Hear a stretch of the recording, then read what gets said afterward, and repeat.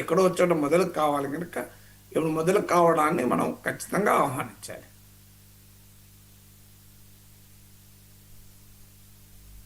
మధ్యం చుట్టూ టీడీపీ వైసీపీల మధ్య రాజకీయం నడుస్తోంది సార్.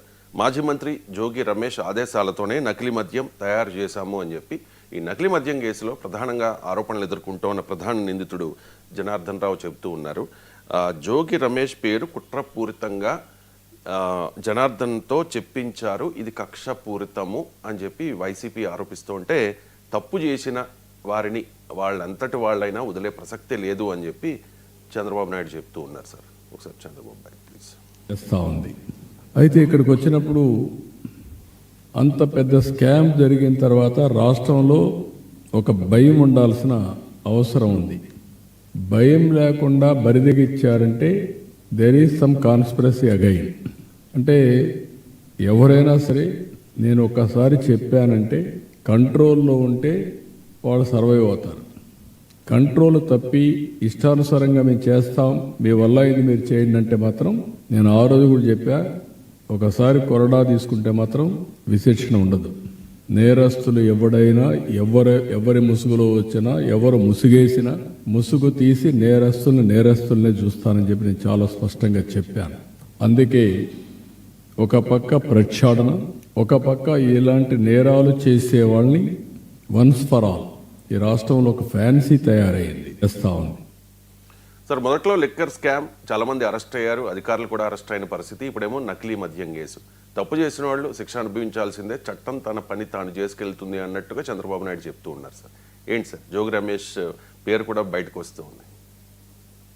జోగి రమేష్ కనుక ఇలా ప్రోత్సహించి కూటమికి చెడ్డ పేరు తేవటానికి చేసి ఉంటే ఆయన పైన ఇలాంటి చర్యన తీసుకోవాల్సిందే. కానీ సమస్య ఏంటి అంటే జోగి రమేష్ కూడా చేసిన కూటమి పాలనలో జరిగిన తప్పు కదా. జోగి రమేష్ చేసినంత మాత్రాన కూటమి పాలన తప్పు కాకుండా పోతుందా? ఇప్పుడు అది టీడీపీ జయచంద్రారెడ్డి ఆయన పేరేంటి, టీడీపీ అతను చేశాడా, జోగి రమేష్ చేయించాడా, ఇంకోరు చేశారా, పెద్దిరెడ్డి అనుచరుడా, పెద్దిరెడ్డి కోవర్టా? ఇది కాదు. కూటమి పాలనలో కల్తీ మద్యం ఉండకూడదు. అది ఎవరు చేసినా, అది కుట్రపూరితంగా చేసినా, వారు లాభం కొరకు చేసినా కల్తీ మద్యం అనేది చంద్రబాబు నాయుడు పాలనలో ఉండదు అని హామీ ఇచ్చారు. జగన్ పాలనలో డిజిటల్ ట్రాన్సాక్షన్స్ లేకుండా క్యాష్ రూపంలో జరిపి ఒక పెద్ద అనుమానాలకు కారణమైంది. అది జగన్మోహన్ రెడ్డి దానికి ఆన్సర్ చెప్పాల్సిందే, ఆ విచారణ జరుగుతోంది. అందువల్ల చంద్రబాబు నాయుడు ఇచ్చిన హామీ ఏంటి, కల్తీ మద్యం లేని రాష్ట్రాన్ని నిర్మిస్తానని, డ్రగ్స్ రహిత రాష్ట్రాన్ని నిర్మిస్తానన్నాడు. ఓ వైసీపీ కార్యకర్త డ్రగ్స్ పెట్టుకుంటే ప్రభుత్వానికి మేమేం చేస్తాం, ప్రతిపక్షంగా డ్రగ్స్ పెట్టుకున్నది అంటే అనొచ్చా? సో ప్రభుత్వమైనా ప్రతిపక్షమైనా ఎవడు నేరం చేసినా, అధికార పార్టీ వాడు నేరం చేసినా, టీడీపీ వాళ్ళు కల్తీ మధ్య అమ్మినా, వైసీపీ వాళ్ళు కల్తీ మధ్య అమ్మించినా తప్పైతే తప్పు పాలనలో కూటమి పాలనలో జరిగినట్టే కదా. అందువల్ల ఫస్ట్ అకౌంటబిలిటీ ప్రభుత్వానికి ఉంటుంది. జోగి రమేష్ చేస్తే శిక్షించాలి, అభ్యంతరమే ఉన్నది. కానీ నిందితుడు చెప్పినటువంటి వాంగ్మూలాల, అది కూడా ఎక్సైజ్ అధికారుల ముందు చెప్పింది, ఎంత మేర కోర్టులో నిలబడతాయో తెలియదు. ఇక చంద్రబాబు నాయుడు కొరడా జలిపిస్తారనే కదా ఆయన ఓట్లు వేసింది. 164 మంది ఎమ్మెల్యేలు ఇచ్చింది కొరడా జలిపిస్తాడని. కానీ ఇప్పటి వరకు వివేక హత్య కేసులో నిందితులపైన కొరడా ఎందుకు జలిపించలేదు? కారణం అది సిబిఐ విచారణ జరుగుతోంది కనుక కేంద్రంలో ఉన్న ప్రభుత్వ అండదండలు, నరేంద్ర మోడీ అండదండలు ఉండడం వల్ల ఏమీ జరగడం లేదా అవినాష్ రెడ్డికి అనే అనుమానం రాకుండా పోతుందా? కొరడా జలిపించాలి కదా మరి వివేక హత్య కేసులో. అదంతెందుకు 2014కు ముందు జగన్మోహన్ రెడ్డి 1,00,000 కోట్లు తిన్నాడన్నారు కదా, మరి అవంతా కక్కిస్తామని చెప్పారు కదా. 2014కు 19కు మధ్య కొరడా జలిపించి జగన్మోహన్ రెడ్డి దగ్గర 1,00,000 కోట్లలో ఒక 10,000 కోట్లు 20,000 కోట్లు ఆ అవినీతి సొమ్ము రాబట్టి ఉంటే, దేవినేని ఉమా నుంచి సోమిరెడ్డి చంద్రమోహన్ రెడ్డి వరకు ఇంతమంది నాయకులు ఎన్నిసార్లు చెప్పాను కక్కిస్తామని. సో ఒకసారి కొరడా జలిపించి ఆ జగన్మోహన్ రెడ్డి సంగతి తేల్చేసి ఆ 1,00,000 కోట్లు 10,000 కోట్లు 20,000 కోట్లు బయటికి తీసి ఉంటే ఆంధ్రప్రదేశ్ అభివృద్ధికి నిధులు ఉపయోగపడేది కదా. మరి కొరడా ఎందుకు జలిపించలేదు? కేంద్రంలో టీడీపీ భాగస్వామి, రాష్ట్రంలో భాగస్వామి, ఇప్పటికీ కొరడా ఎందుకు జలిపిస్తలేరు? ఈవెన్ ఇప్పటికీ కూడా ఆంధ్రజ్యోతి కథనాలు ఎందుకు వస్తున్నాయి, అక్రమార్కులకే మంత్రి నారాయణ అండా. తెలుగుదేశం నాయకులే బహిరంగంగా నేను చెప్పాను, ఆంధ్రజ్యోతి ఏబిఎన్ ఛానల్లో ఒక టీవీ ప్రోగ్రాంలో టీడీపీ నాయకుడు కుటుంబరావు, శివశంకర్ జనసేన నాయకుడు, బీజేపీ నాయకుడు నాగభూషణం కూర్చొని ఎమ్మెల్యేలు అడ్డగోలుగా అవినీతికి పాల్పడుతున్నారు, పదాలు అటు ఇటైనా మట్టి భూమి ఇవన్నీ పేర్లతో సహా చెప్పాడు శివశంకర్. అయితే ఇవన్నిట్లో కూడా కూటమి ఎమ్మెల్యే వైసీపీ ఎమ్మెల్యేలు ఎలా ఉన్నారో వీళ్ళు కూడా అలాగే వ్యవహారం నడుపుతున్నారు. చంద్రబాబు నాయుడు ఎంత వారించినా ఉండలేరు. ఏబిఎన్ రాధాకృష్ణ కామెంట్ ఎమ్మెల్యేలు దోచేస్తున్నారు. మరి వీళ్ళ సంగతి ఏంటి, వాళ్ళని కూడా వైసీపీ వాళ్ళే దోచేయని చెప్తున్నారా? సో మంత్రి నారాయణ అక్రమార్కులకు అండగా ఇవ్వడం వెనకాల జోగి రమేష్ లాంటి వాళ్ళు ఉన్నారా? అలాగే కూటమి ఎమ్మెల్యేలను కంట్రోల్ చేయండి అని మంత్రులకు చంద్రబాబు నాయుడు చెప్పాడు కదా. ఇలా కంట్రోల్లో ఉండకపోతే కొరడా చూపిస్తానన్న చంద్రబాబు నాయుడు మరి తన ఎమ్మెల్యేలు కంట్రోల్ చేయండి మంత్రులకు ఎందుకు చెప్పాల్సి వచ్చింది? కొరడా తీసేస్తే అయిపోతుంది కదా. మరి ఆ ఎమ్మెల్యేలు బరితెగించి దోచేసుకుంటుంటే వసూలు రాజాలుగా మారిపోయారని బహిరంగంగానే టీడీపీ నాయకులు ఒప్పుకుంటుంటే, ఏబిఎన్ రాధాకృష్ణ లాంటి వాళ్ళు విశ్లేషణలు చేస్తుంటే, ఆంధ్రజ్యోతిలో పతాక శీర్షికలు వస్తుంటే చంద్రబాబు నాయుడు కొరడా దులిపించాలనే కదా కోరుకునేది. ఎందుకు దులిపించడం లేదనే ప్రశ్న ముందుకు వస్తుంది. మీకు తిరుపతి లడ్డు వ్యవహారం చూసాం, ఇప్పటి వరకు ఏమైంది? కొరడా ఎక్కడుంది?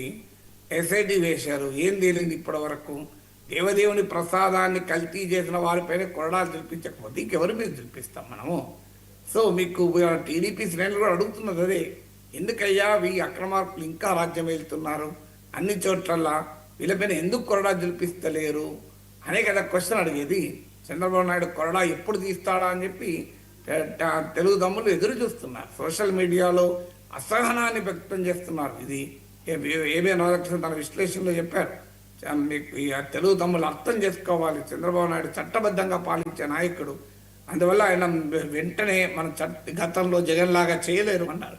మరి 16 నెలలు ఇది కూడా చూపించండి, సంగతి తేల్చండి. ఇప్పటికైనా జగన్మోహన్ రెడ్డి అక్రమంగా సంపాదించిన 1,00,000 కోట్ల ఆస్తిలో కనీసం ఒక 10%, 20% బయటికి తీస్తే మీకు ఉపయోగపడుతుంది కదా. మీకు అమరావతి నిర్మాణానికి సరిపోతుంది. 10,000 కోట్లు ప్రపంచ బ్యాంక్ నుంచి లోన్ తీసుకున్నారు. దానికన్నా జగన్మోహన్ రెడ్డి దగ్గర నుంచి రాబట్టేస్తారు అనుకోండి, కొరడా చూపించి 10,000 కోట్లు అసలు ప్రపంచ బ్యాంక్ అప్పుకట్టాల్సిన అవసరం ఉండదు కదా. సో అందువల్ల జగన్ కాలంలో అవినీతి జరిగింది అని చెప్తున్నారు. జరగలేదని నేను కూడా అంటలేను, జరిగింది. మరి వాళ్ళపైన ఎందుకు చూపిస్తలేరు కొరడా అనేది కదా క్వశ్చన్ కదా. ఇంతవరకు ఏ నాయకుని దగ్గర ఎంత రాబట్టారు చెప్పండి. ఆస్తులు జప్తు చేయండి, కొరడా చూపించండి. ఇప్పుడు ఒక లడ్డులో అవినీతి జరిగిందా లేదా తేలడానికి ఎన్ని నెలలు కావాలి? దాన్ని ఎందుకు ఇంతవరకు కూడా ఏమీ తెలియదు? ఎందుకు సునీత వివేకానంద రెడ్డి కూతురికి ఎందుకు న్యాయం జరగదు? ఇప్పటికీ ఎందుకు జరగదు? దీనికి ఆన్సర్ ఉండాలి కదా. సో దీని వెనకాల ఉన్న వాళ్ళు ఎవరు? పెద్దిరెడ్డి రామచంద్రరెడ్డి ఆక్రమించుకున్న భూముల సంగతి ఏంటి? అసలు షీజ్ ద సిప్ అని పవన్ కళ్యాణ్ అన్నాడు కదా, పేరుని నాని నకిలీ బియ్యం కంట్రోల్ బియ్యం ఎక్స్పోర్ట్ చేశారని. మరి ఏమైంది? పేరుని నానిపై కొరడా ఎందుకు చూపిస్తలేరు? సీజ్ ద షిప్ అని పవన్ కళ్యాణ్ అన్నది ఎక్కడ పోయింది? షిప్ పైన కొరడా ఎందుకు వస్తలేదు? దీనికి ఆన్సర్ ఉండాలి కదా. సో ఇన్ని జరుగుతున్నాయి కదా మనకు.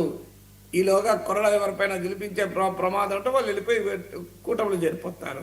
బాలినేని శ్రీనివాసరెడ్డి పైన ఎక్కడ కొరడా వస్తుందని అనుకున్నాడు, జనసేనలో చేరిపోయాడు కదా. ఇక జనసేనలో చేరిపోయినాక కొరడా ఎక్కడికి వెళ్ళి ఉంటుంది? మన కొరడా ఉండదు కదా. సో అందువల్ల అలాంటి వాళ్ళు ఎవరైనా ఉంటే ఇటు వచ్చి మారి చేరిపోతారు. ఏముంది, ఈ పార్టీ నుంచి ఆ పార్టీకి మారడం పెద్ద ఆశ్చర్యం ఉంది. బాలినేని శ్రీనివాసరెడ్డి అవినీతి ఆరోపణలు చేయలేదు ఆ కూటమి నేతలు. అడగండి, అక్కడ ఒంగోలు ఎమ్మెల్యే టీడీపీ ఎమ్మెల్యే అడగండి చెప్తాడు. ఆయన పేరేంటి? జనార్దన్. ఆయన అడగని చెప్తారు. బాలినేని శ్రీనివాసరెడ్డి నీతివంతుడా అవినీతి పరుడా చెప్తాడు. నేను చెప్పడం ఎందుకు? నేను ఎవరి మీద వ్యక్తిగతంగా కామెంట్ చేయను. మరి టీడీపీ ఎమ్మెల్యేనే ఆరోపిస్తున్నాడు కదా, మరి ఆయన పేరు కొరడా జులిపించకపోగా ఆయనకు కండువా ఎందుకు కప్పారు? ఇప్పుడు కొరడా జులిపించాల్సిన వాళ్ళపైన కండువాలు ఎందుకు కప్పుతున్నారు? సో ఇవన్నీ ఇప్పుడు సీజ్ ద షిప్, అది ఎంత పెద్ద ఇష్యూ అయింది. పవన్ కళ్యాణ్ కాకినాడ పోటీ పోయిన ఇంతవరకు ఎవరికి ఏమైంది? నాకు ఇంతవరకు ఎవరికి ఏం కాలే కదా, ఇంతవరకు ఏమీ కాలే కదా. సో అందువల్ల ఇప్పటికీ కూడా తెలుగు తమ్ముళ్ళ అసహనానికి కారణం ఉంది. వాళ్ళు అడుగుతున్నారు, అయ్యా చంద్రబాబు గారు మీకు ఓటేసింది కొరడా చూపిస్తారని, సంగతి తేల్చండి. వైసీపీ నేతల అవినీతిని బయటికి తీయండి అని అంటున్నారు. ఇంకా తీయడం లేదని కదా అసహనం వ్యక్తమయ్యేది. సో కనీసం దేవదేవునికైనా న్యాయం చేయండి.